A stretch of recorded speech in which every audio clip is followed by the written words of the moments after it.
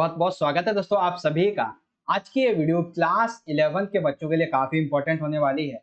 जैसा कि आपको पता है कि आपका जो मिड टर्म के एग्जाम है 2022-23 के लिए वो काफी नजदीक आ चुके हैं। तो इसी को देखते हुए हम आपके लिए सैंपल पेपर विद सॉल्यूशन यहाँ पे लेके आ चुके हैं, जिसमें हमने पॉलिटिकल का एंड अदर सब्जेक्ट का ऑलरेडी कंप्लीट कर लिया है। आज की इस वीडियो में डिस्कस करेंगे हिंदी इलेक्टिव यानी कि हिंदी ऐच्छिक का। तो पहले पेपर पैटर्न की बात कर लेते हैं। टाइमिंग हमारी 3 घंटे की है। अधिकतम अंक है हमारे 80 और ये प्रश्न पत्र 2 खंड में विभाजित रहेगा। पहला खंड आ में हमारे रहेंगे 6 प्रश्न। इन 6 प्रश्नों में टोटल जो है वो सब क्वेश्चन रहेंगे, यानी कि इसके अंदर जो है वो एक मार्क्स के 35 के अराउंड क्वेश्चन रहने वाले, यानी कि आपका एक 40% जो भाग है इस क्वेश्चन पेपर का वो एमसीक्यू बेस्ड होने वाला है। खुश हो जाओ, बहुत अच्छे से नंबर ला सकते हो आप इसमें, ठीक है। और फिर जो दूसरा भाग है वर्णात्मक प्रश्न वाला खंड बा, इसमें आपकी अंतरा भाग 1, अंतराल भाग 1, अव्यक्ति और माध्यम, इससे संबंधित क्वेश्चन आंसर होंगे, पत्र लेखन वगैरह होगा, दृश्य लेखन, ये सारी चीजें इसमें।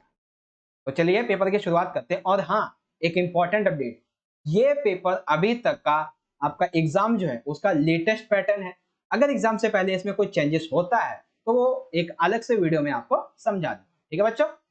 चलिए पेपर की शुरुआत करते हैं। तो सबसे पहले देखो, प्रश्न एक है हमारा, खंड आ है, वास्तुपरक प्रश्न। निम्नलिखित गद्यांश को ध्यानपूर्वक पढ़ें, पूछे गए प्रश्न का उत्तर। तो बेसिकली देखो, ये जो आपका गद्यांश होता है हर एक क्वेश्चन पेपर में अलग होता है। इस क्वेश्चन पेपर का गद्यांश मैं आपको वीडियो के एंड में इसका आंसर बताऊंगा, क्योंकि वीडियो की शुरुआत में हमें सबसे पहले इंपॉर्टेंट चीजों पर ध्यान देना चाहिए, है ना। अब इसी तरीके से काव्यांश है 8 मार्क्स का, एक मार्क्स के 8 एमसीक्यू बेस्ड है। इसे भी हम वीडियो के एंड में समझेंगे, क्योंकि जो हमारे लिए इंपॉर्टेंट है हम पहले उससे समझेंगे। इंपॉर्टेंट आ जाता है अव्यक्ति और माध्यम से संबंधित, ठीक है। क्वेश्चन नंबर 3 अव्यक्ति माध्यम से संबंधित रहेगा, 5 मार्क्स का, एक मार्क्स के एमसीक्यू बेस्ड क्वेश्चन यहाँ पे पूछे जाए, ठीक है। देखो 3 प्रश्न क्या कहता है, निम्नलिखित में निर्देश अनुसार सबसे उचित विकल्पों का चयन कीजिए। पहला क्या है, the diary of young girl किसके, इसके लेखक कौन है।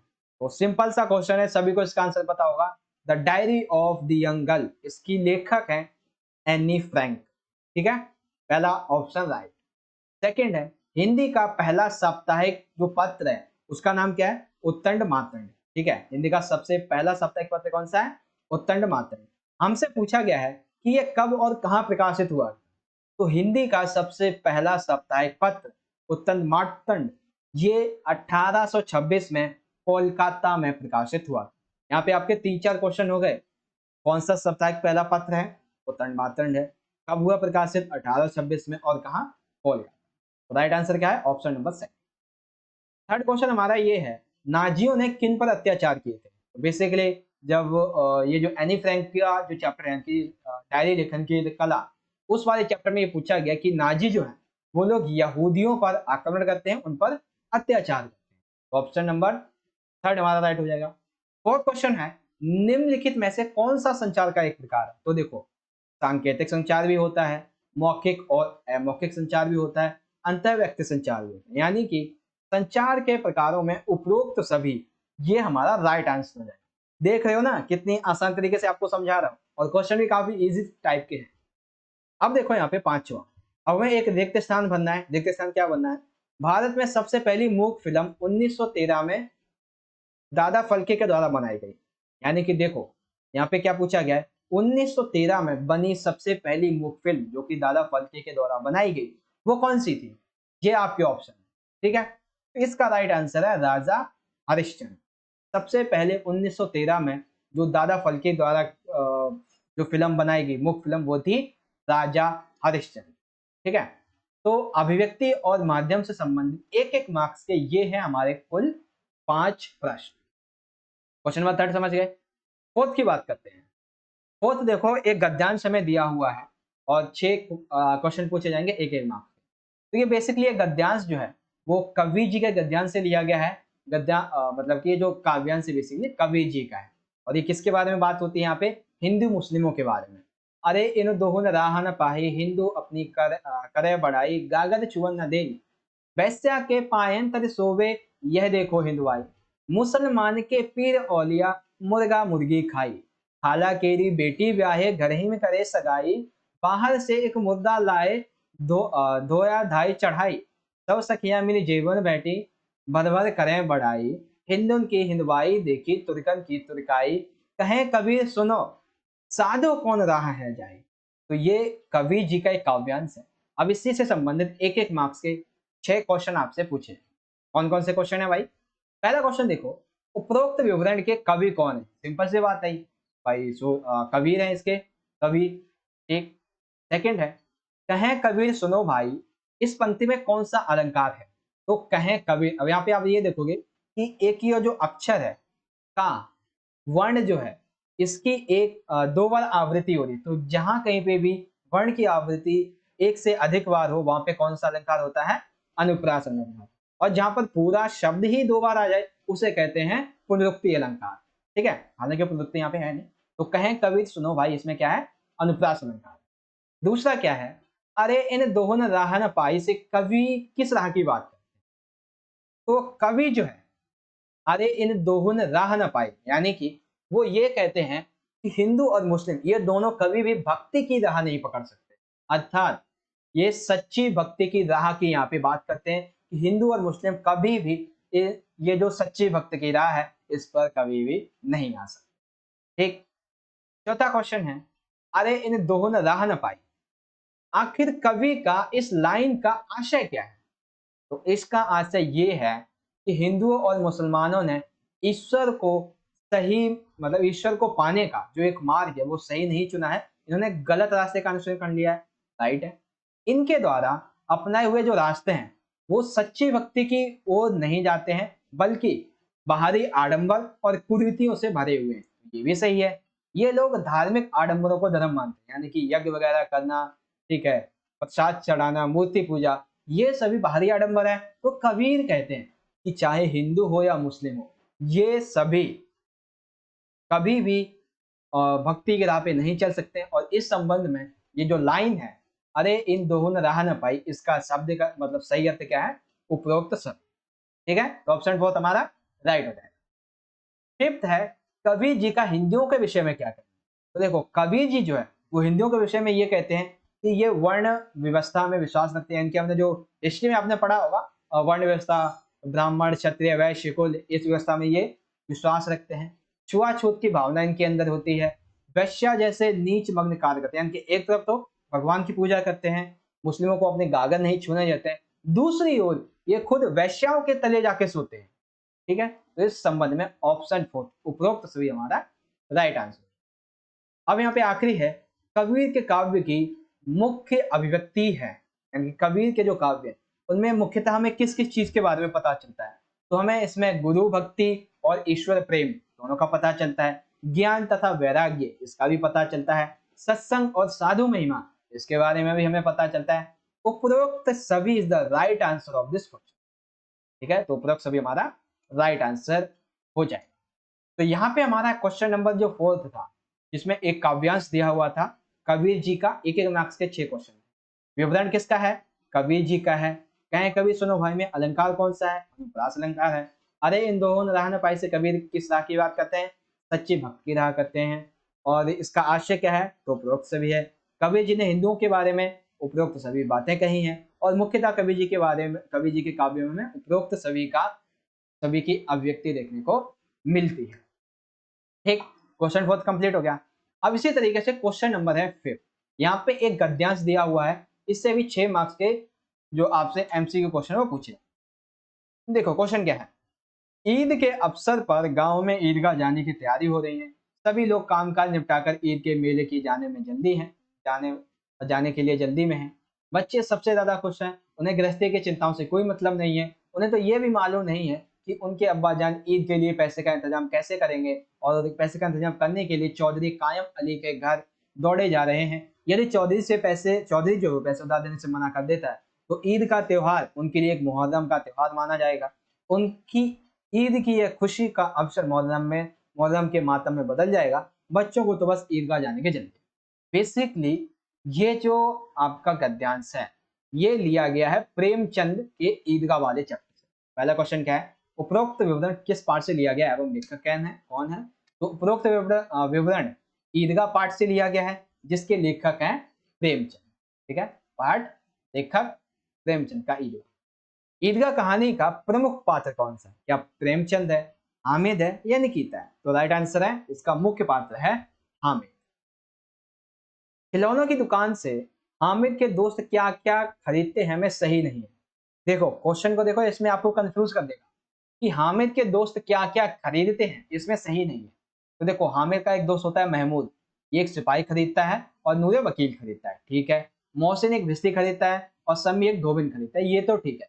लेकिन क्वेश्चन में क्या पूछा गया? हामिद के दोस्त है, लेकिन क्वेश्चन के अंदर में ही ऑप्शन में हामिद का नाम डाल दिया गया।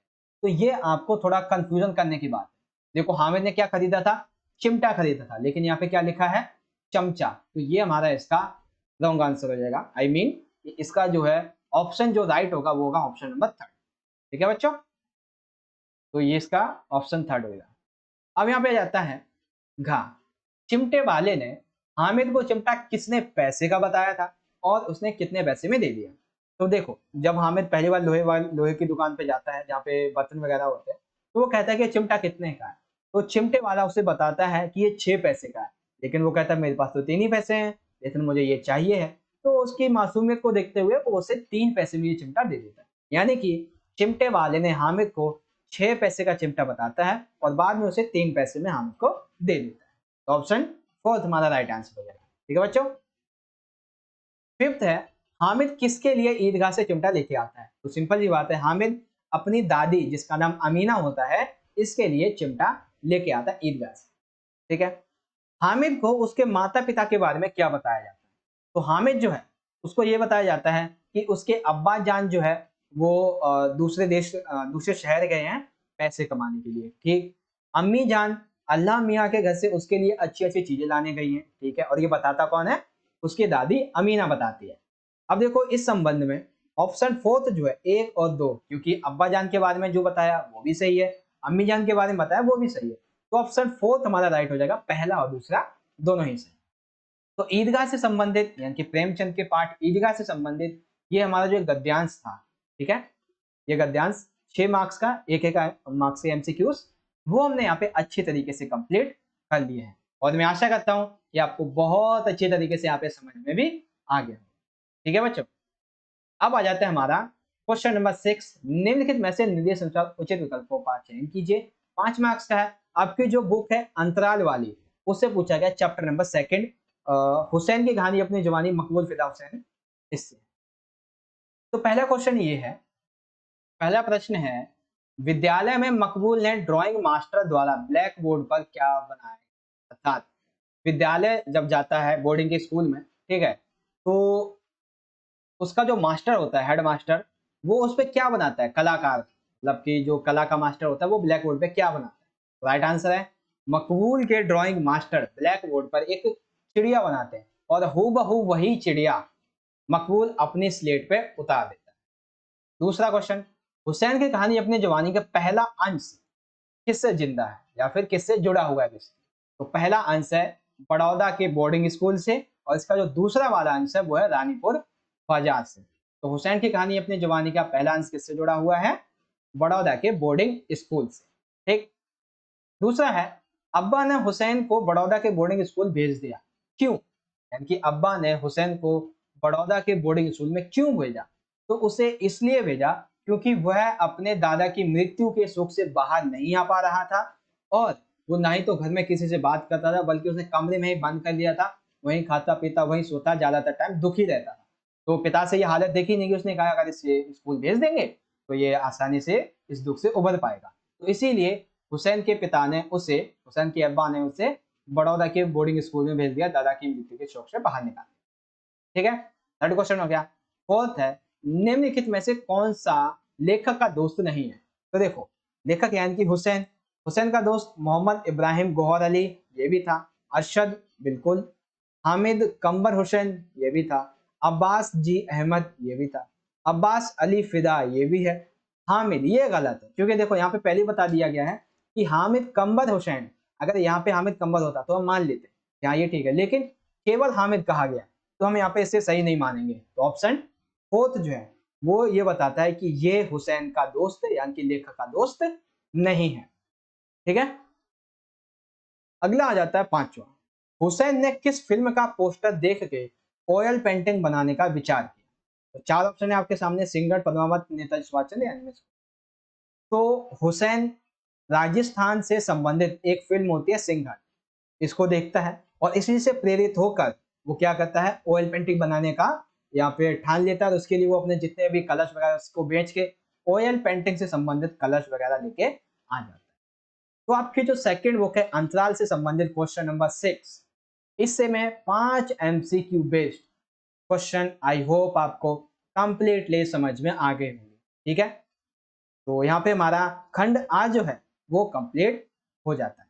ठीक है बच्चों, अब बात करते हैं खंड बाकी, जिसमें वर्णात्मक प्रश्न होंगे, यानी कि जिसमें आपको लिखना पड़ता है।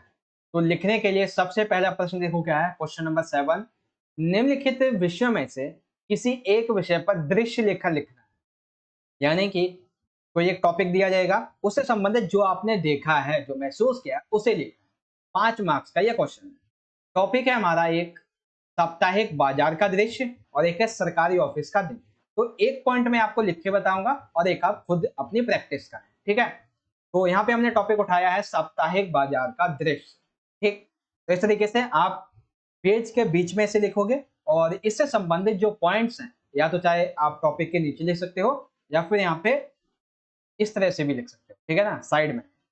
अब ये जो दृश्य है इसके कुछ सब पॉइंट्स, जैसे कि जो इंपॉर्टेंट पॉइंट्स होते हैं कि साप्ताहिक बाजार में मैं सोमवार बाजार की बात करूंगा, इसमें दुकानदार की हम बात करेंगे, जो महिलाएं होती हैं इनकी बात करेंगे, कपड़े वगैरह, सब्जी मंडी, मजदूर लोग, जो इंपॉर्टेंट पॉइंट्स हैं आपकी इस दृश्य में, वो मैं यहाँ पे लिखूंगा।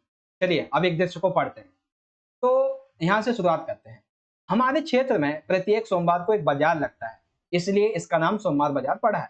इस बाजार में भाग लेने वाले जो हैं वो दूर दूर से आते हैं। बाजार दोपहर से लगना शुरू हो जाता है।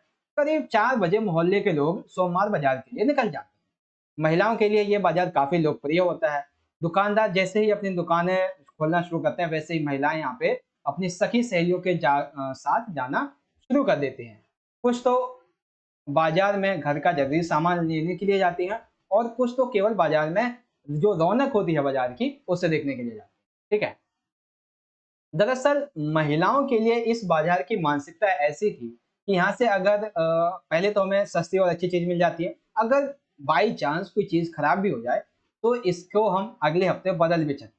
ठीक है, यहाँ रेडीमेड गारमेंट से लेकर सुई धागा, यहाँ तक कि इस मंडी में एक गली है जहाँ पर बेसिकली सब्जी मंडी है, यानी कि इस पूरे बाजार में एक मंडी है जहाँ पे सब्जी हमें देखने को मिलती है। क्योंकि बाजार क्योंकि बाजार सस्ता है, इसलिए इसमें आमतौर पर गरीब लोग सामान खरीदने आते थे। ठीक है, यानी कि बाजार में यहाँ पे जो सब्जियां वगैरह मिलते हैं वो काफी सस्ते में मिल जाते हैं, तो इसलिए आम लोग भी यहाँ पे आया करते हैं खरीदने के लिए, जैसे गरीब।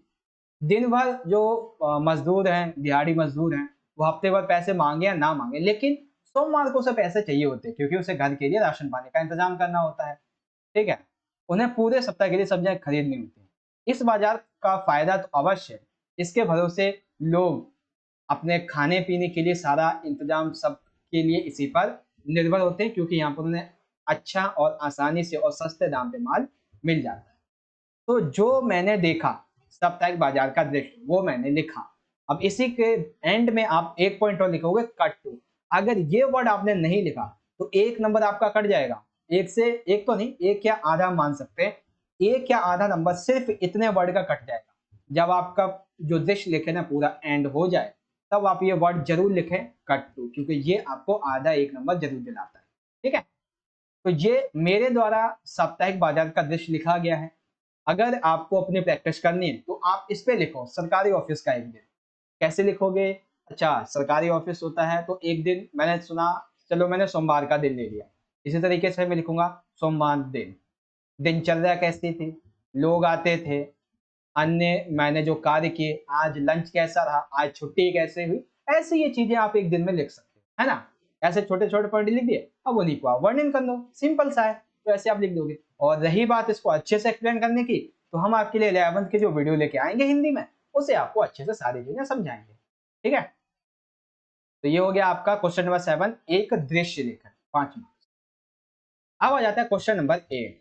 ये बेसिकली है लेटर से संबंधित। 2 लेटर हैं इसमें। एक है, ऑनलाइन शिक्षण के दौरान जो विद्यार्थी हैं उनके शारीरिक गतिविधि की समस्या काफी घटती जा रही है, उसके प्रति आपको चिंता व्यक्त करते हुए भारत सरकार के शिक्षा मंत्रालय के सचिव को पत्र लिखना है कि ऑनलाइन शिक्षा की वजह से छोटे छोटे बच्चों को क्या नुकसान हो रहा है इस समय।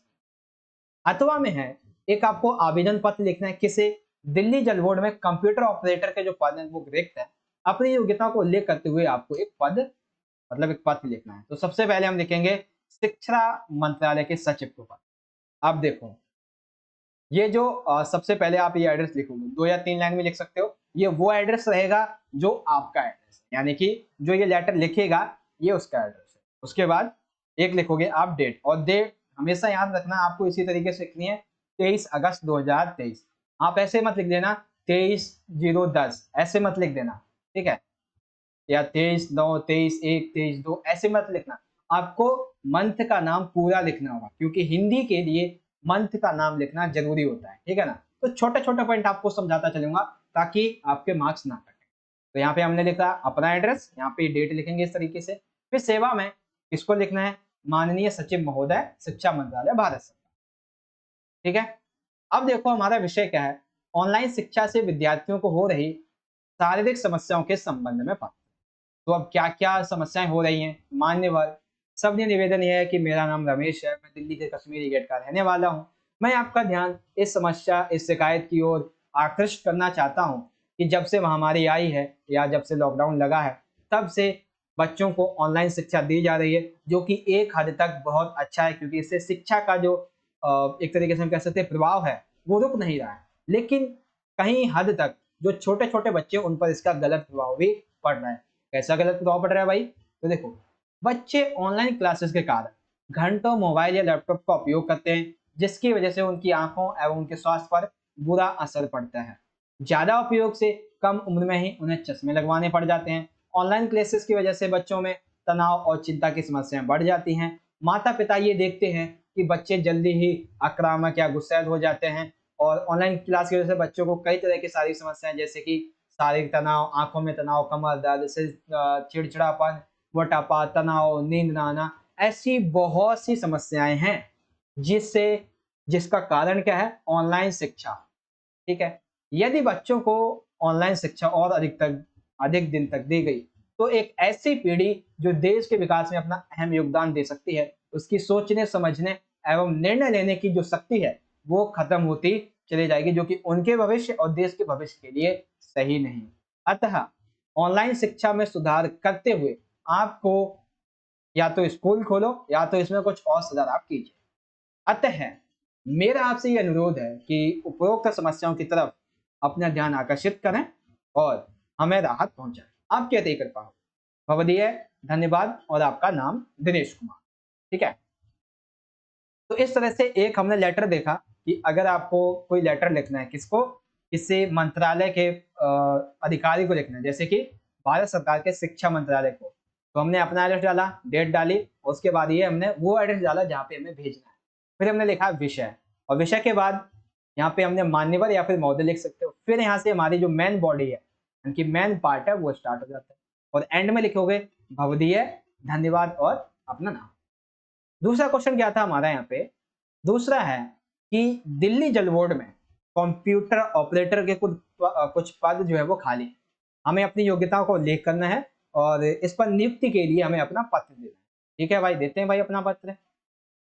तो इसी तरीके से फिर से यहाँ पे, अब यहाँ पे जब आप डेट डालोगे तो एक अहम पॉइंट अभी बताने वाला हूँ, ध्यान से समझना, ठीक है। सभी डाउट आपके क्लियर कर दूंगा, बस ध्यान से समझते चलना। यहाँ पे एड्रेस हमने कौन सा डाला है, अपना एड्रेस, तो एड्रेस दिया नहीं है तो हमने क्या किया, यहाँ पे डाल दिया है परीक्षा भवन काकागा रोड नई दिल्ली। लेकिन आपको क्या करना है, मैंने सिर्फ ऐसे ही डाला है काकागा रोड, आप यहाँ पे कुछ किसी रोड का नाम डाल लेना, ठीक है। तो परीक्षा भवन रोड और कौन सा आपका स्टेट है। अब एक डेट डाल दी हमने 27 फरवरी, और डेट के नीचे आप लिखोगे प्रति। इस प्रति का मतलब क्या हो गया, प्रति का मतलब हो गया कि जो आवेदन के लिए एडवर्टाइजमेंट जो विज्ञापन आया था उसके प्रति, उसके जवाब में, तो प्रति का मतलब क्या हो गया, जवाब में हम ये लेटर लिख रहे हैं, ठीक है।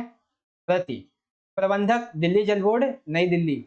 अब हमारा विषय क्या है, तो ये तो हमने लिख लिया क्या, जो रिसीवर एड्रेस है, यानी कि जहाँ पे भेजा जा रहा है, ठीक है। तो दोनों एड्रेस हो गए, प्रति और डेट हो गई। अब आता है विषय। कंप्यूटर ऑपरेटर हेतु आवेदन पत्र। तो देखो अब एक चीज जो आप पूरी की पूरी यहाँ से कॉपी कर लोगे, बस आपको कुछ चीजें चेंज करनी है। देखो जो लेटर मैं आपको समझाने वाला हूँ, आप हर एक पद के लिए पूरा का पूरा ये लेटर कॉपी कर सकते हो, ठीक है। बस एक दो दो वर्ड आपको चेंज करने हैं, अभी मैं बताऊंगा कौन कौन से। तो यहां से लेके देखो, इसको मैं पहले करता हूं अंडरलाइन, ये यहां से लेके इतना, ठीक है। इस पॉइंट में पहले हम समझ लेते हैं इसमें लिखा क्या है। तो नैतिक समाचार पत्र दिनांक 25 फरवरी 2022 को प्रकाशित विज्ञापन विज्ञापन से हमें यह पता चला कि दिल्ली जल बोर्ड में कंप्यूटर ऑपरेटर के लिए खुद कुछ पद जो है वो खाली है। मैं स्वयं को इस पद के उम्मीदवार के रूप में प्रस्तुत कर रहा हूँ। मैं आपको आश्वस्त करता हूँ कि यदि आप मुझे अवसर देंगे तो मैं अपना कार्य पूर्ण लगन और परिश्रम तथा निष्ठा से करूँगा। आशा है आप मेरे आवेदन पर ध्यान पूर्वक विचार करेंगे। मैं अपनी शैक्षिक योग्यताओं का कार्य अनुभव यहाँ पे दे रहा हूँ, ठीक है, और स्वयं संकल्प। अब देखो यहाँ पे, अभी मैंने आपको बताया था डेट के बारे में एक इंपॉर्टेंट पॉइंट बताऊंगा। तो इंपॉर्टेंट पॉइंट ये है कि ये जो आप जब लिखोगे महोदय के बाद में ये पॉइंट, तो यहाँ पर जो डेट डालोगे हमेशा याद रखना ये इस डेट से 2-3 दिन पहले का होना चाहिए, क्योंकि ये है विज्ञापन की डेट, जिस दिन विज्ञापन मिला है। ये वो डेट है जब आप पत्र लिखोगे, तो पत्र लिखने के पहले विज्ञापन मिलेगा, तो इसलिए ये डेट आपकी पत्र के डेट से पहले की होनी चाहिए। दूसरी चीज वो ये कि जब भी आप लेटर लिखो तो ये तो आप पूरा कॉपी कर लेना, लेकिन एक चीज बदल देना। वो क्या है? जो आपका पद है उसका नाम, जैसे कंप्यूटर ऑपरेटर है तो कहीं पे हो सकता है कि कोई अधिकारी का हो, कहीं पे हो सकता है पुलिस का हो, तो ऐसे जो पद रहेंगे वो बस पद का नाम आपको चेंज कर देना। और ये पूरा का पूरा जो आप यहाँ पे नीचे की साइड में ये देख रहे हैं ना, ये पॉइंट, इसको पूरा का पूरा यहाँ पे याद कर लेना, कुछ भी मत छोड़ना यहाँ पे। बस ये जो पद है अपने क्वेश्चन के अकॉर्डिंग बस इसे चेंज कर देना और कुछ नहीं, ठीक है। बहुत अच्छे तरीके से समझा रहा हूँ, अच्छा लगे तो लाइक करना वीडियो को। अब लिख देंगे यहाँ पे भवदीय है, अब संलग्न, यानी कि हम यहाँ पे क्या क्या दे रहे हैं। तो हम यहाँ पे अपना स्वेवृत, अपनी शैक्षणिक तथा अन्य प्रमाण पत्रों की प्रतिलिपियां दे रहे हैं और एक पासपोर्ट साइज का फोटो लगा रहे हैं। तो हमने क्या किया है, संलग्न, यानी कि हम इस लेटर के साथ में क्या क्या दे रहे हैं। तो अपना स्वेवृत यानी कि रिज्यूम, शैक्षणिक तथा अन्य प्रमाण के बायो प्रतिलिपियां और पासपोर्ट आकार का। तो सबसे पहले स्वेवृत में हम क्या क्या लिखेंगे। तो स्वेवृत में अपना नाम लिखेंगे, अपने पिता का नाम लिखना है, जन्म तिथि लिखनी है और एक स्थायी पता लिखना है, ठीक। अब आएंगी हमारी शैक्षणिक योग्यताएं। तो शैक्षणिक योग्यताओं में ये जो पूरी की पूरी टेबल है, आपको ये टेबल समझ लेनी है क्या है। तो टेबल में या तो आप टेबल बना सकते हो या आप तो अलग तरीके से भी लिख सकते हो। मैं रिकमेंड करूंगा आप टेबल बनाओ, क्योंकि इससे टीचर पे ना एक अच्छा इफेक्ट पड़ेगा और वो आपको नंबर पूरे पूरे देने की कोशिश करेगा, है ना। देखो पहले मैंने कक्षा 10वीं पास की है सीबीएसई से 2015 में 80% मार्क्स के साथ। 12वीं सीबीएसई की है मैंने 2017 में 90% मार्क्स के साथ। हिंदी ऑनर्स दिल्ली विश्वविद्यालय से 2020 में किया है 70% के साथ। अब देखो अगर आपका जो पद है वो कंप्यूटर से संबंधित हो, इंजीनियरिंग से संबंधित हो, जिससे भी संबंधित है, उस संबंध में एक योग्यता आखिरी में आप डाल दोगे उस पद की। अगर मान लेते हैं कि आवेदन है आपका हॉस्पिटैलिटी मैनेजमेंट का, यानी कि होटल के संबंध में, तो आप यहाँ पे लिख दोगे होटल मैनेजमेंट कोर्स 4 साल का, किस ईयर में किया है, किस यूनिवर्सिटी से और कितना परसेंट डांस। हमारा कंप्यूटर कोर्स है तो हमने लिखा है कंप्यूटर कोर्स, यानी कि हम यहाँ पे आईटीआई भी लिख सकते थे। आईटीआई के जो विश्वविद्यालय उससे की है 2021 में विद 95% के साथ। अब यहाँ पे हमारी अन्य योग्यताएं भी आ जाती है, इसमें आप चाहे कुछ भी याद कर लो, जैसे कि अन्य योग्यताएं क्या है। मुझे टीम वर्क मैनेजमेंट आता है, मैं पर्यावरण का एक परामर्शदाता हूँ। मुझे 5 साल का उत्तरी दिल्ली जल बोर्ड में कार्य करने का अनुभव है। मेरी उपलब्धियां ये हैं कि राज्य स्तर पर 2016 में मैंने भाषण प्रतियोगिता में प्रथम पुरस्कार पाया है। कविता लेखन में 2018 में साहित्य अकादमी पुरस्कार पाया है। मेरी अभिरुचियां हैं संगीत, योगाभ्यास, थिएटर, नाटक मंचन। मुझे हिंदी, अंग्रेजी, पंजाबी तीनों ही भाषाएं आती हैं। संपर्क लिखेंगे 2 व्यक्तियों का, ये संपर्क बहुत अहम है। मुख्य अधिकारी जल बोर्ड उत्तरी दिल्ली और प्रबंधक काकागा बैंक, प्रबंधक किसी बैंक के और उस व्यक्ति का नाम। यहाँ पे हाँ ये दिनांक वैसे यहाँ पे नहीं लिखनी चाहिए, क्योंकि पहले हम दिनांक ऊपर लिख चुके हैं, ठीक है, हस्ताक्षर। ये दिनांक हमें यहाँ नहीं लिखने हैं, ठीक है, क्योंकि दिनांक हम ऑलरेडी ऊपर लिख चुके हैं। और उसके बाद हस्ताक्षर। तो इस तरह से आपको एक लेटर कैसे लिखना है, पूरा लेटर यही कॉपी कर लो, बस एक चीज चेंज करनी, वो क्या है, अपने पद का नाम। और यहाँ पे जो शैक्षणिक आपकी योग्यता है यहाँ पे ये चीज। और चाहे तो आप पूरे का पूरा लेटर कॉपी कर लो, कोई नंबर नहीं काटेगा, आपकी पूरे के पूरे नंबर मिलेंगे इसमें, याद रखना। इसलिए मैं आपको हर एक क्वेश्चन को ऐसे समझा रहा हूँ कि मतलब एक बार समझ लो, फिर उसके बाद समझने की जरूरत नहीं है ना। अच्छा समझ में आ गया होगा। तो एक शिक्षा मंत्रालय के सचिव को पत्र और एक आवेदन पत्र, दोनों ही पत्र बहुत अच्छी तरह से आपको मैंने समझा दिए। तो कमेंट बॉक्स में बताइएगा, फीडबैक दीजिएगा आपको समझ में आया अच्छे से या नहीं। ठीक है बच्चों, अब देखते हैं यहाँ पे क्वेश्चन नंबर 9। ये अभी हमारा अभिव्यक्ति माध्यम से है, 2 प्रश्न है। पहला प्रश्न है संचार के किन्हीं 2 तत्वों का हमें वर्णन करना है, 2 मार्क्स का है, और किन्हीं 2 प्रसिद्ध डायरी तथा लेखकों के नाम लिखने। तो संचार के 2 तत्व, पहला तत्व हमने यहाँ पे लिया है स्रोत, यानी कि संचार प्रक्रिया का प्रारंभ स्रोत करता है। व्यक्ति अपना संदेश या सूचना, व्यक्ति अपने संदेश को या अपनी सूचना को अन्य तक अगर उसे पहुंचाना है तो उसे किसी स्रोत की जरूरत पड़ती है। दूसरा कूटीकृत या फिर एनकोडिंग, अर्थात संदेश की भाषा का ज्ञान संचारकर्ता व प्राप्तकर्ता दोनों को होना चाहिए। कूटीकृत एवं कोडिंग का मतलब क्या है कि जो संचार, जो संदेश भेज रहा है और जिसके पास पहुंच रहा है, दोनों को उसके बारे में पता होना चाहिए। दूसरा माध्यम क्या है, यानी कि चैनल क्या है। तो संदेश किसी भी माध्यम में भेजा जा सकता है, टेलीफोन, समाचार पत्र, रेडियो, इंटरनेट, बस किसी भी माध्यम से प्राप्तकर्ता तक पहुंचाया जाए। फीडबैक यानी कि जो संदेश भेजा गया है, जो संचार किया गया है, उस संचार का फीडबैक क्या है, क्या वो जिसे भेजा जाना था उस तक पहुंचा है, अगर पहुंचा है तो उसका क्या रवैया रहा है, उसने क्या कहा है, ये सभी किसके अंतर्गत आता है इसमें। तो संचार के तत्वों में एक स्रोत आ जाएगा जिसके माध्यम से पहुंचता है, मतलब जो पॉइंट है, और कूटीकृत एंड एनकोडिंग, इसके बाद किस माध्यम से, और इसका फीडबैक क्या है। फिर यहाँ पे आ जाता है कि किन्हीं 2 प्रसिद्ध डायरी लेखक और डायरियों के नाम। तो देखो मैंने यहाँ पे 4 लिए हैं और चारों ही आपको समझा। पहला है the diary of young girl Anne Frank, Hari Ghati doctor रंगवंश, एक साहित्य की डायरी गजानन मानव मुक्तिबोध, पैरों में पंख बांधकर राम वृक्ष बेनपुरी। बेसिकली एनी फ्रैंक की डायरी का नाम क्या है, the diary of young girl. Doctor Raghuvansh की डायरी का नाम क्या है, हरी घाटी। गजानन मानव मुक्तिवेद की डायरी का नाम क्या है, एक साहित्यकार की डायरी। राम वृक्ष बेनीपुरी की डायरी का क्या नाम है, पैरों में पंख बांध। तो ये हैं कुछ डायरी और उनके लेखकों के नाम। तो संचार के तत्व और इस डायरी एवं लेखकों के नाम, 2 मार्क्स के क्वेश्चन थे, दोनों ही हमने कंप्लीट कर दिए। अब यहाँ पे हमारा आता है आपकी बुक से संबंधित क्वेश्चन। 3 में से किन्हीं 2 प्रश्नों का उत्तर देना। पहले है कविता से संबंधित, ठीक है। देखो 3 है, 2 करने हैं। पहला क्या है, सपना कविता का भाव सौंदर्य अपने शब्दों में स्पष्ट कीजिए। ठीक है भाई, अपने शब्दों में लिखते हैं। तो देखो सपना कविता के भाव सौंदर्य में हमें एक अनूठा संगम देखने को मिलता है। कैसा संगम, यहाँ पे संयोग अवस्था से वियोग अवस्था में बदलने का, अर्थात मिलन का वियोग में बदलना, एक सौंदर्य यहाँ पे दर्शाया गया है।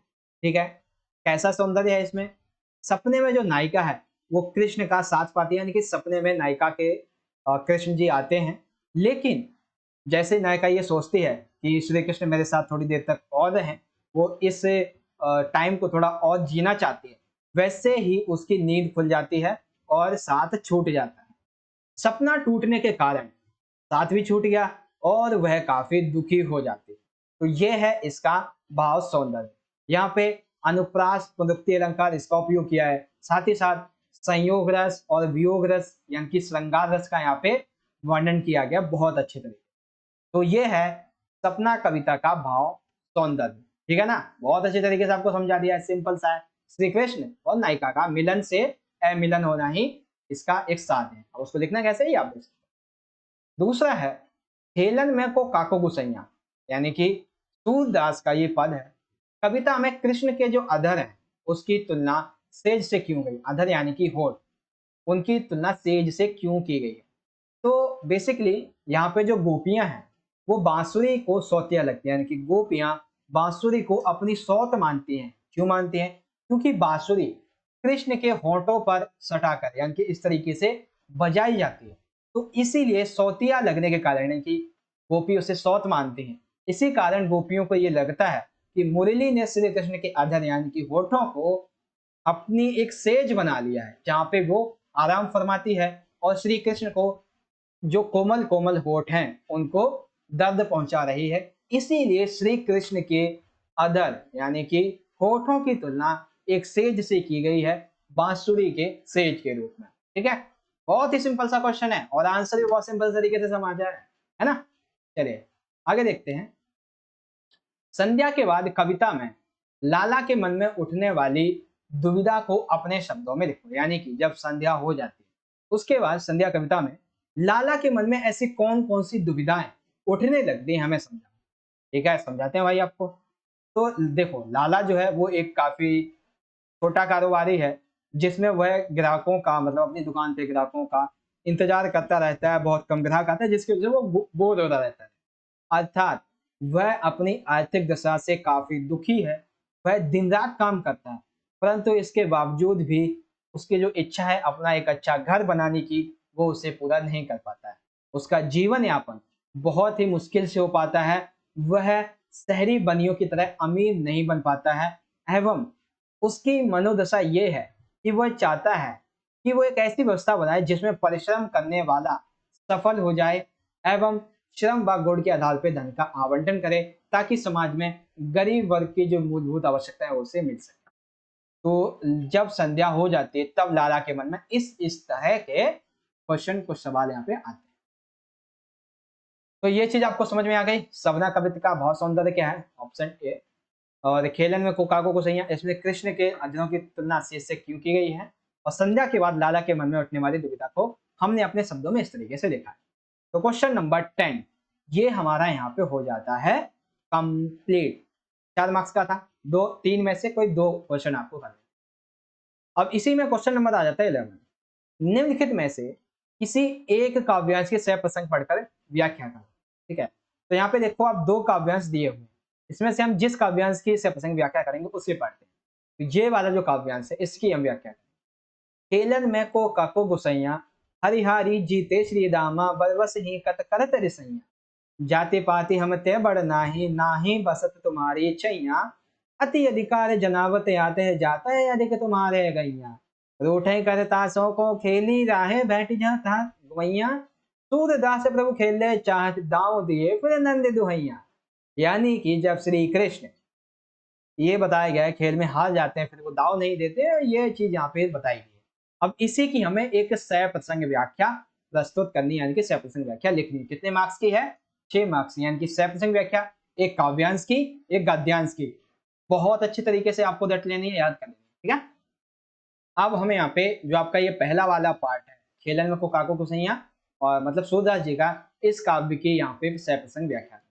तो सबसे पहले आपको क्या करना है, जिस काव्य की आप सह प्रसंग व्याख्या करोगे उसके बारे में आपको पहले 4-5 वर्ड और आखिरी के 4-5 वर्ड लिखने और बीच में एक लाइन खींच लें। ठीक है, फिर लिखेंगे हम संदर्भ। अब ये देखो, ये लाइन लिखना क्यों जरूरी है, क्योंकि टीचर को ये पता चल जाएगा कि बच्चे ने किसकी व्याख्या की है। अब आता है संदर्भ। तो संदर्भ में प्रस्तुत पंक्तियां कहाँ से ली गई हैं और किस कवि की हैं। तो लिखेंगे प्रस्तुत पंक्तियां हिंदी साहित्य इतिहास के स्वर्ण युग में जो कृष्ण भक्ति धारा होती है, उस भक्ति धारा के एक अहम कवि है सूरदास जी। इनके द्वारा जो एक महाकाव्य लिखा गया सूरसागर, इससे ली गई। प्रसंग क्या है, यानी कि ये जो प्रसंग है जो बताया गया है, इसमें किस चीज का उल्लेख है? तो उल्लेख है सूरदास जी के द्वारा श्री कृष्ण की बाल लीलाओं का, जिसमें श्री कृष्ण खेल रहे होते हैं, वो हार जाते हैं लेकिन दाव नहीं देते हैं, नंद बाबा की दुहाई देते हैं उनके दोस्त मित्र, फिर उसके बाद वो दाव देते हैं। तो ये है इसका प्रसंग। यानी कि आपको क्या करना है, उस व्याख्या का 10% हिस्सा आपको इसमें लिखना है, लेकिन अहम। अब आती है व्याख्या। तो इस पूरे ही परिदृश्य में जितनी लाइनें यहाँ पे कही में ये कहा गया है कि श्री कृष्ण और श्री रामा दोनों ही दोस्त हैं, ये आपस में खेल रहे होते हैं, लेकिन जब श्री कृष्ण हार जाते हैं तो हारने पर वो अपना दांव नहीं देते हैं, और दांव तो देते हैं, वो तो दांव नहीं देते वो तो अलग बात है, वो श्री रामा पे क्रोधित हो जाते हैं। श्री रामा और अन्य मित्र कृष्ण से कहते हैं, तुम हम पे इतना क्रोध क्यों दिखा रहे हो? खेल में कोई छोटा कोई बड़ा नहीं होता है, सभी बराबर के होते हैं। श्री रामा कृष्ण से कहता है, देखो ना तो तुम हमसे जाति में बड़े हो, ना तो हम तुम्हारे शरण में आए हैं, तुम्हारे अंदर इतनी ऐठ इतना अकड़ किस बात का है? क्या तुम्हारे पास अधिक गाय हैं इसलिए इतना अधिकार जता रहे हो? खेल में रूठने वाले के साथ कोई भी खेलना पसंद नहीं करता है। जब ये सारी बातें उनके दोस्तों ने श्री रामा ने कही तो श्री कृष्ण काफी उदास हो जाते हैं और उन्हें इस चीज का एहसास हो जाता है कि दांव तो देना पड़ेगा अगर खेलना है, क्योंकि दांव नहीं दिया तो ये आगे भी नहीं खेलेंगे मेरे साथ। श्री कृष्ण मनी मंदिर खेलना चाहते थे, लेकिन वे श्री दामा पे ऐसा रखते हुए कहते हैं चलो ठीक है, मैं दांव देने के लिए तैयार हूँ। वे नंद बाबा की दुहाई करते हुए मतलब कि नंद बाबा की दुहाई करते हैं और श्री दामा को दांव यानी कि बाजी देने के लिए तैयार हो। फिर इसमें लिखेंगे साहित्यिक सौंदर्य, यानी कि जो साहित्य है इसमें सौंदर्य क्या है, तो भाषा ब्रजभाषा है, रस यानी कि वात्सल्य रस है, छंद पद युक्त है, गुण क्या है मधुर है, अलंकार हरिहारे में अनुप्रास है, दाऊं दियो दुहैया इसमें भी अनुप्रास है, शैली क्या है मुक्तक शैली है। कुछ तो कुछ भाषा रस छंद अलंकार शैली, यह आप याद रखें, ठीक है।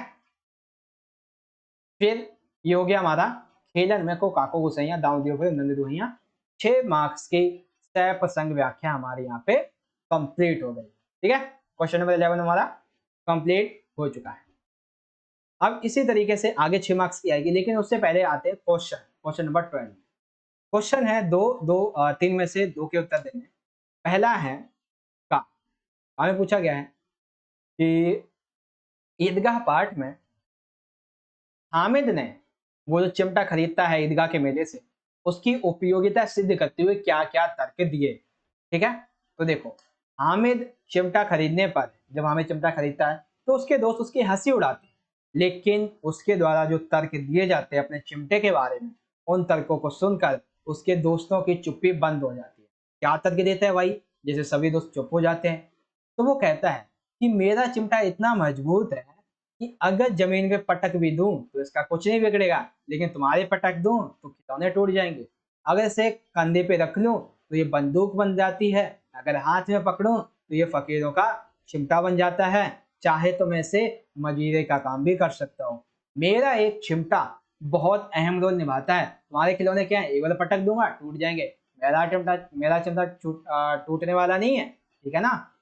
चिमटा चाहे तो खंजरे का पेट फाड़ सकता है, उसका बहादुर चिमटा आग पानी आंधी तूफान हर समय डटकर खड़ा रहेगा, ये उसका कुछ नहीं बिगाड़ सकते हैं।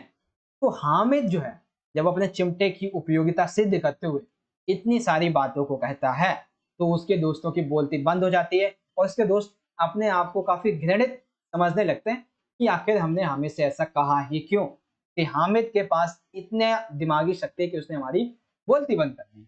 तो हामिद ये बातें कहता है अपने चिमटे की उपयोगिता बताते हैं, ठीक है, कंप्लीट। अब दूसरा देखो, दूसरा है दोपहर का भोजन कहानी में सबसे जीवंत पात्र के चरित्र की दृढ़ता का उदाहरण छत बड़ा है। यानी कि दोपहर का भोजन अमरकांत जी के द्वारा रचित जो पाठ है, इसमें सबसे अधिक जीवंत पात्र कौन है वो हमें बता। तो अधिक, एक सेकेंड, अच्छा हाँ, बेसिकली देखो क्वेश्चन का आंसर इधर उधर हो गया है। यहाँ पे है कहानी का सबसे जीवंत पात्र है सिद्धेश्वरी, अर्थात वह घर की निर्धनता को यानी कि गरीबी को बहुत अच्छी तरीके से समझती है। इसके बावजूद भी वह अपना धैर्य यानी कि वो अपना पेशेंस जो है उसे नहीं खोती है। वह घर में इस अभाव में, इस गरीबी में भी लोगों में, अपने पति अपने बेटों में शांति बनाए रखने का प्रयास करती है। वह घर के सभी सदस्यों की आवश्यकताओं का ध्यान रखती है। उसका जीवन पूरी तरीके से परिवार के लिए समर्पित हो चुका था। वह परिवार के सदस्यों में उनकी मनचाही बात करके उन्हें खुश रखने के लिए झूठ भी बोलती है। वह अपनी भूख की परवाह ना करके परिवार के सभी सदस्यों को भोजन करवाती है। वह किसी के भी सामने अपने दुखों को व्यक्त नहीं करती है। इस प्रकार उसके चरित्र की दृढ़ता, उसके चरित्र की मजबूती उसके इस कहानी में उसको एक जीवंत पात्र बनाती है। तो कहानी में सबसे जीवंत पात्र सिद्धेश्वरी है। कैसे? ऐसे कहेंगे कि घर बहुत ही गरीबी से गुजर रहा है, लेकिन उस गरीबी में भी लोग अपने पति और अपने बच्चों के बीच में शांति बनाए रखने का प्रयास करती है। घर में अन्न दाना नहीं है, फिर भी कहीं ना कहीं से जुगाड़ करके अपने पति अपने बेटों को खिलाती है। खुद भूखा रह के उन्हें खिलाने की कोशिश करती है, झूठ बोल के भी उनको प्रसन्न करने की कोशिश करती है। तो इसीलिए कहानी का जीवंत पात्र सिद्धेश्वरी महिला को माना जाता है। तो हालांकि ये क्वेश्चन नंबर सेकंड था, आंसर थर्ड में पहुंच गया, उसके कोई दिक्कत नहीं। थर्ड क्या है, गूंगे कहानी पढ़कर आपके मन में कैसे कैसे भाव उत्पन्न होते हैं।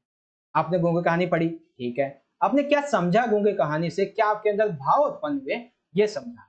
तो बेसिकली जब हम गूंगे कहानी को पढ़ते हैं तो मेरे अंदर गूंगे के प्रति सहानुभूति यानी कि उसके प्रति अच्छा व्यवहार रखने का और उसका सम्मान करने का जो भाव है वो उत्पन्न होता है। मेरे अनुसार गूंगा जो है वो सहानुभूति का पात्र नहीं है, अर्थात वह सम्मान का पात्र है। उसे भी आम लोगों की तरह पूरे अधिकार प्राप्त करने का अधिकार है। यानी कि गूंगा जो है उसे ऐसा नहीं हमें सहानुभूति रखनी चाहिए, बल्कि वो एक सम्मान का पात्र है। सभी लोगों को जो अधिकार मिले उसी तरह गूंगा भी उन्हीं अधिकार को पाना चाहता है। यदि गूंगे को सही लोग मिलेंगे तो वह सही तरीके से दिशा निर्देश होकर हर तरह से हमारा जीवन जी सकेगा। यानी कि उसे कुछ ऐसे लोग मिल जाएं जो कि गूंगे में भी अच्छी तरीके से जीवन जीते हों और वो इसका मार्गदर्शन करें, तो ये गूंगा व्यक्ति भी अच्छी तरह से जीवन व्यतीत कर सकता है। ठीक है बच्चों, गूंगे के जीवन में व्याप्त लोगों का व्यवहार उसके प्रति सहानुभूति का पात्र बना देता है। जैसे कि चमेली और उसका बेटा, ये दोनों ही मिलकर गूंगे पर अत्याचार करते हैं और इसी वजह से कहानी में गूंगे को एक सहानुभूति जिस पे अत्याचार किया जा रहा है उसके प्रति अच्छा व्यवहार रखने का जो भाव है वो सहानुभूति कहा जाता है। तो ऐसा भाव रखने का एक पात्र है। गूंगे की लड़ाई लोगों से नहीं है, गूंगे की लड़ाई किसी एक दो लोग से नहीं है, बल्कि उस पूरे समाज से है जो उसे समानता का अधिकार नहीं देते हैं, बल्कि उसे सहानुभूति का पात्र करते हैं। गूंगे का मानना यह है कि अगर उसे समाज में सही पूर्वक जीना है तो उसे सम्मान पूर्वक जीने के लिए अधिकार मिलने चाहिए। ठीक है, तो ये चीज आपको समझ में आ गई। दो प्रश्नों में से ये हैं हमारे, तीन प्रश्नों में से दो के उत्तर। पहला, हामिद का चिमटे की उपयोगिता करते सिद्ध करते हुए सिद्धांत। गूंगे की कहानी पढ़कर मेरे मन में जो विचार है उसके बारे में। और कहानी दोपहर के भोजन कहानी का सबसे जीवंत पात्र सिद्धेश्वरी कैसे। अब यहाँ पे आ जाता है एक सह प्रसंग व्याख्या गद्यांश की, यानी कि एक चैप्टर की सह प्रसंग व्याख्या। ठीक है, देखते हैं भाई कैसी व्याख्या है। तो पहले से हम पढ़ते हैं।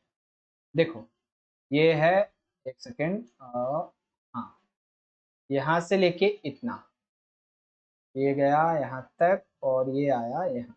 ठीक है, अब इसे पढ़ते हैं। क्या है, वायदे के मुताबिक 5 साल बाद वह निश्चित स्थान पर पहुंचा, परंतु मित्र वहां नहीं मिलता।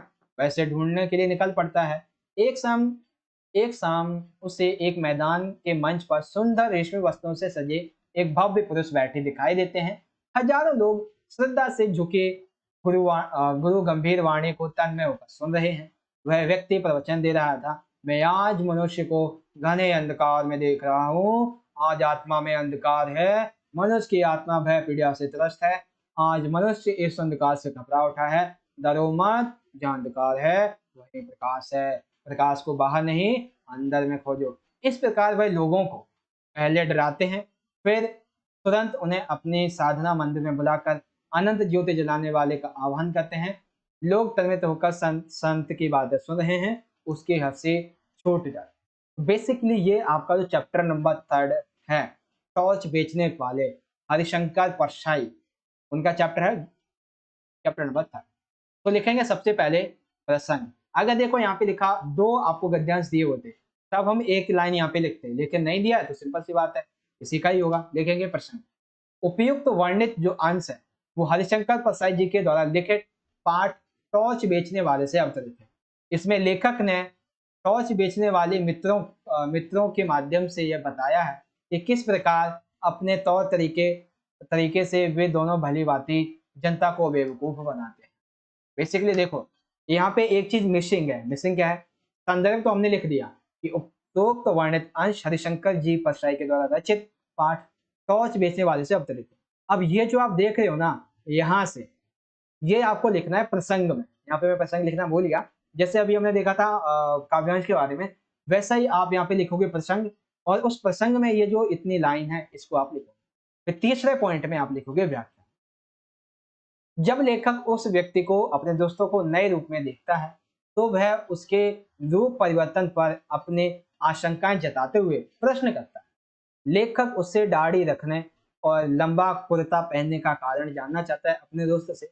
उसे लगता है कि कहीं ये उसकी बीवी ने तो इसे नहीं त्याग दिया, यही भी हो सकता है कि इसे उधार मिलना बंद हो गया हो, उसे साहूकार कर्ज चुकाने के लिए तंग करता हो, या किसी चोरी के मामले में फंसा दिया गया। ये सभी कारण व्यक्ति को साधु सन्यासी का रूप धारण करने के लिए मजबूर करते हैं। वह टॉर्च बेचकर लोगों के जीवन में प्रकाश करने का दावा करता है। वह अब यह जानना चाहता है कि आखिर बाहर का टॉर्च भीतर उसकी आत्मा में कैसे घुस गया, क्योंकि अब वह आत्मा के प्रकाश की बातें करने लगा है। विज्ञात यह है, बाहरी आदमी दुनिया के प्रपंचों से तंग आकर आंतरिक ज्ञान और प्रकाश की बातें करने। तो व्याख्या में जब वो अपने दोस्त को उस मंच पर देखता है तो पहले क्या हुआ था, उसके बाद में क्या होता है, और जब वो अपने दोस्त से मिलता है तब क्या कहता है। और यहाँ पे व्यंग्य क्या है कि बाहरी आदमी जो है वो दुनिया के प्रपंचों में तंग आकर वो कहता कि आंतरिक ज्ञान प्रकाश की, आंतरिक ज्ञान की, अंतर के अंदर में अंधेरा है उसके प्रकाश की बातें करने लगता है। साहित्यिक सौंदर्य क्या है, तो यहाँ पे देशज भाषा एवं खड़ी बोली का उपयोग किया गया है, व्यंग्यात्मक शब्दों का उपयोग किया गया है, प्रश्नात्मक तथा संवाद शैली का उपयोग किया गया है। इसमें रोचकता में देखने को मिलती है क्योंकि बहुत सी चीजें यहाँ पे डिस्कस की गई। तो इस तरह से ये जो हमारा क्वेश्चन नंबर 13 है, इसकी सह प्रसंग व्याख्या आई आपको समझ में आ गई होगी। अब सह प्रसंग व्याख्या के लिए एक अलग से मैं आपके लिए वीडियो बनाऊंगा जिसमें पूरी तरीके से सह प्रसंग व्याख्या आपको कैसे लिखनी है अच्छे से समझाऊंगा। ठीक है बच्चों, अब आ जाता है क्वेश्चन नंबर 14। ये 3 मार्क्स का है, बेसिकली 2 क्वेश्चन है, दोनों में से कोई एक आपको करना है 3 मार्क्स। पहला ये है, दुकान पर बैठे बैठे मकबूल के भीतर कलाकार किन क्रियाकलापों से अभिव्यक्त होता है। अर्थात मकबूल जो होता है वो दुकान पे बैठा रहता है, काम करता होता है, तो उसके दुकान पर बैठकर काम करने के ऐसे कौन से क्रियाकलाप हैं जिससे पता चलता है कि वो एक कलाकार है। देखो, मकबूल दुकान पर बैठने के बाद भी ड्राइंग तथा पेंटिंग में ही अपना सारा ध्यान लगाता था।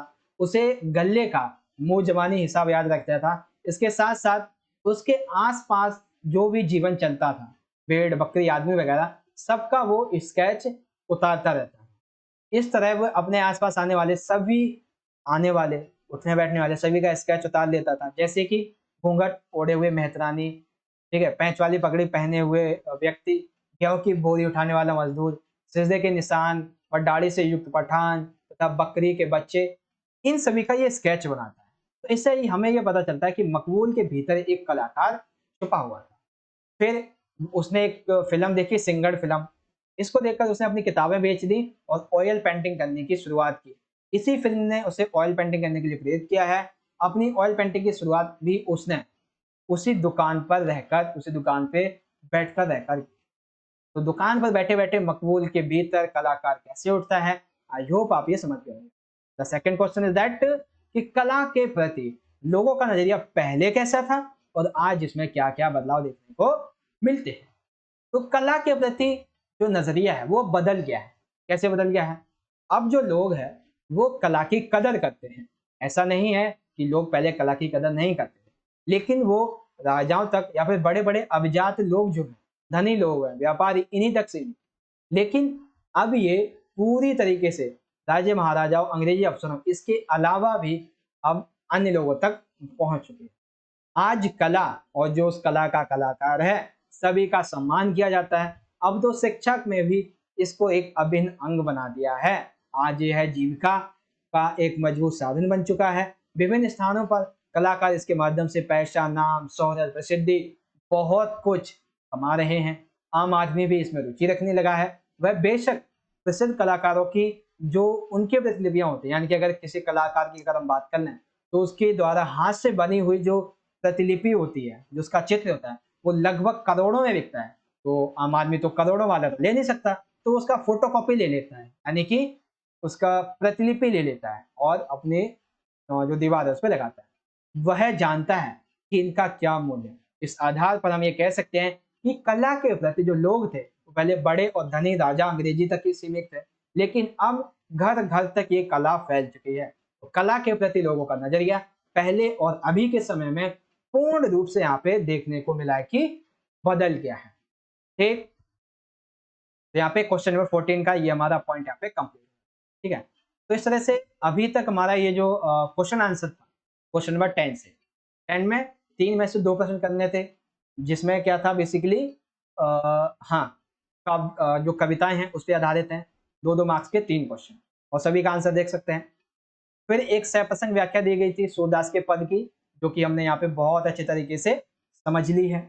ठीक, उसके बाद यहाँ पे क्वेश्चन नंबर 12 था, 2-2 मार्क्स के 3 क्वेश्चन, 2 करने थे हमको और चैप्टर से संबंधित। तो सभी का क्वेश्चन आंसर आप यहाँ पे इजीली देख सकते हो, मैंने आपको समझा भी दिए हैं। फिर यहाँ पे एक आई थी सत्संग व्याख्या ईदगाह से संबंधित, नहीं, टॉर्च बेचने वाले इससे संबंधित, और इसकी हमने व्याख्या कुछ इस तरीके से। फिर आया क्वेश्चन नंबर 14 जो कि अंतराल भाग 1 से पूछा गया है और 3 मार्क्स के 2 क्वेश्चन है, कोई एक का हमें आंसर लिखना था और दोनों के क्वेश्चन के आंसर हमने आपको समझा।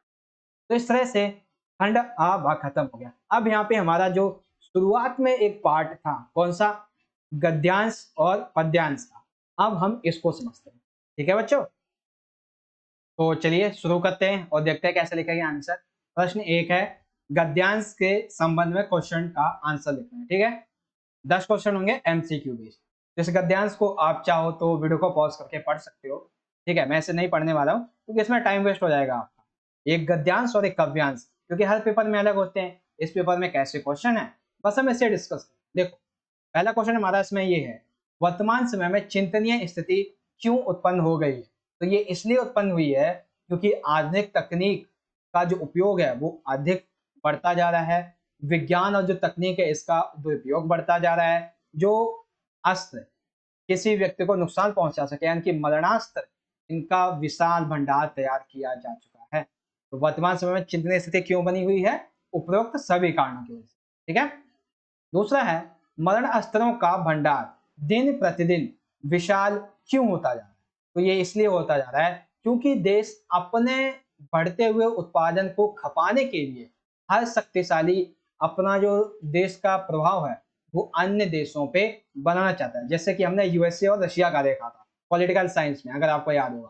ठीक, थर्ड है, आधुनिक विज्ञान और तकनीक का संसार पर क्या प्रभाव पड़ा है। तो आधुनिक और विज्ञान का जो तकनीक है इसका संसार पर आपसी जो प्रतिद्वंदिता यानी कि जो एक तरीके से हम कह सकते हैं पार्टिसिपेटन का ये जो दौर है वो चल पड़ा है कि अब एक प्रतिद्वंदी दूसरे प्रतिद्वंदी से अच्छा, सस्ता और कम कीमत में माल प्रोवाइड करवाना चाहता है। तो विज्ञान और तकनीक का संसार पे ये असर पड़ा है। चौथा है, कैसे लोग, ऐसे कौन से लोग हैं जो मानव जाति के भविष्य के विषय में लेकर परेशान हैं। लेकिन यहाँ पे क्या पूछा गया है, परेशान नहीं हैं। तो वे लोग जो अंधाधुंध प्रकृति के मूल्यों का खंडन करते जा रहे हैं, उनके भंडारों को लूट कर खत्म कर रहे हैं और अपने आप को विकास कर रहे हैं, उनके लिए मानव जाति के भविष्य के बारे में कोई भी चिंता की बात नहीं है, क्योंकि वो समझते ही नहीं, बस उन्हें अपनी संपन्नता दिखती है, अपना ताकत दिखती है अपनी।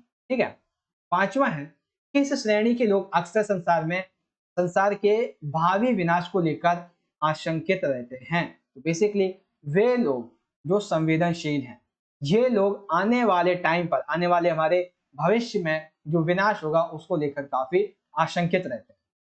छठा है, जो देश अत्यधिक उत्पादन कार्य में संलग्न है उन्हें क्या कहते हैं, यानी कि ऐसे देश जो अत्यधिक उत्पादन करते हैं, वहां की जनता अत्यधिक उत्पादन कार्य में लगी हुई होती है, उसको हम क्या कहते हैं।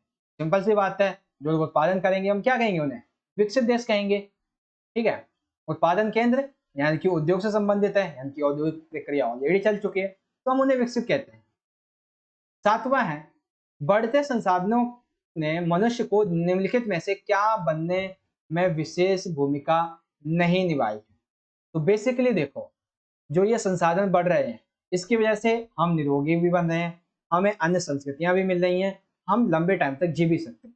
लेकिन यहाँ पे जो नहीं है वो है निश्चिंत, क्योंकि जैसे जैसे ये संसाधन बढ़ रहे हैं लोगों के लिए चिंताएं बढ़ती जा रही है। ठीक है, आठवां है, विकास वाहक उपकरणों ने निम्नलिखित में से क्या नहीं किया है।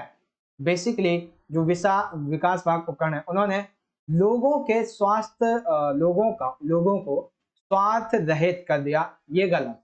क्योंकि देखो ये जो विकास के उपकरण है इन्होंने प्रदूषण को बढ़ाया है, ठीक है, मानव जाति के लिए खतरा भी उत्पन्न किया है, और विकास के नाम पर उत्पादन की जो आंधी है उसके एक दौड़ शुरू कर दी।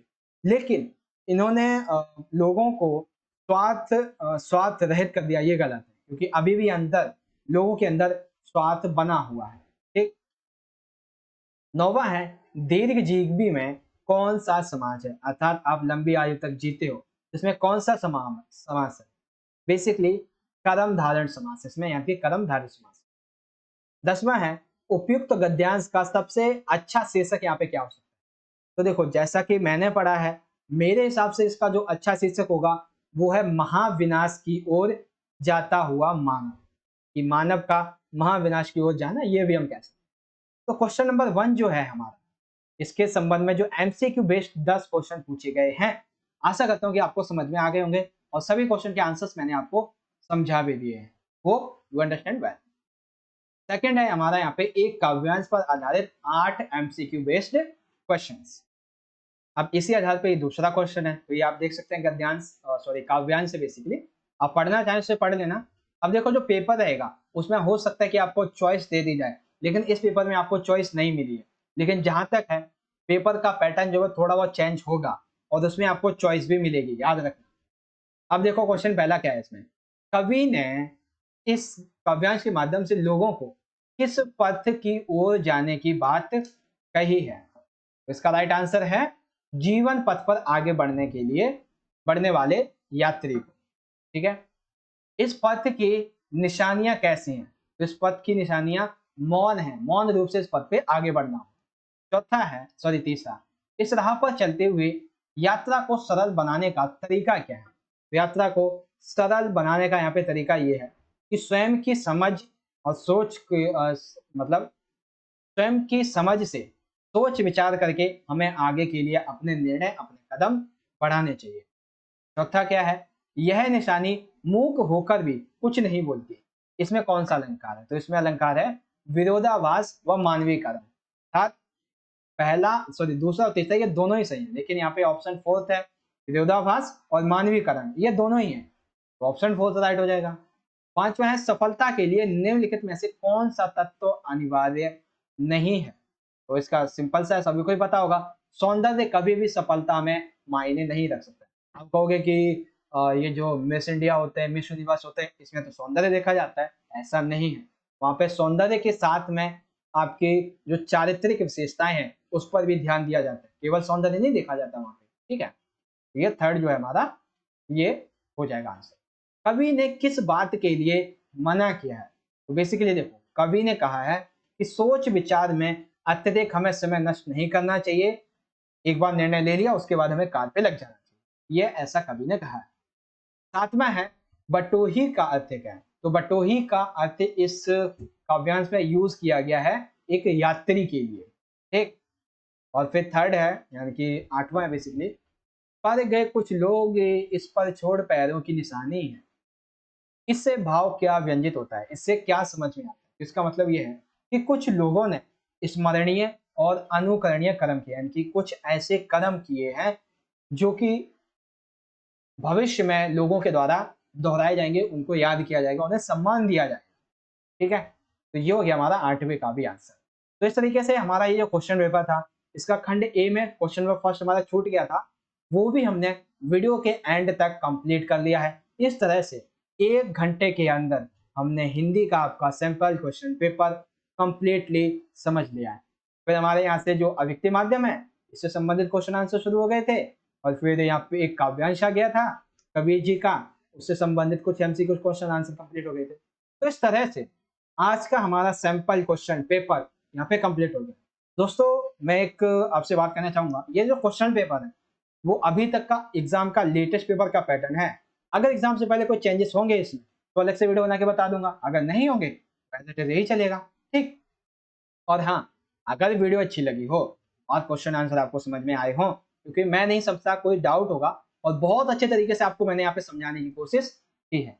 वीडियो अच्छी लगी हो तो लाइक जरूर करें, अपने दोस्तों के साथ ज्यादा से ज्यादा शेयर कीजिएगा, और हाँ कमेंट बॉक्स में फीडबैक अपना जरूर दें कि यस सर आपने हमें जो समझाया है वो हमें अच्छे से समझ में आया है। कोई डाउट है तो इंस्टाग्राम का लिंक मिल जाएगा वीडियो के डिस्क्रिप्शन बॉक्स में, वहां से मैसेज कर देना। ठीक है, टाइम मिलेगा आपको जवाब मिल जाएगा। मिलेंगे आपसे अगली वीडियो में, तब तक के लिए आप पढ़ते रहें और अपना ख्याल रखिएगा। धन्यवाद। जय हिंद, वंदे मातरम।